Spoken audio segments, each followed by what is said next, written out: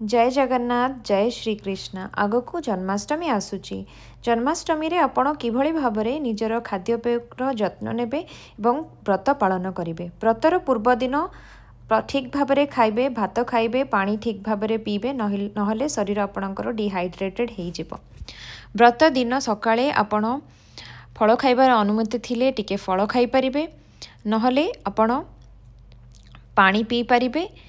जदि आपणकर व्रत दिन किसी खाइबार अनुमति अच्छी ताहले मु जहाँ लिखी से सब खाई परिबे। यही सब नियम को ठीक भाव में पालन करेंगे। भिडियोटी को समस्त सहित शेयर करेंगे।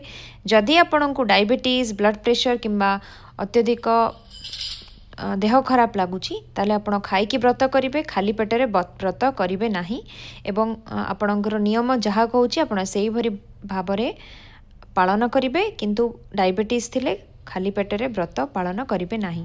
वीडियोटी को शेयर करेंगे एवं आम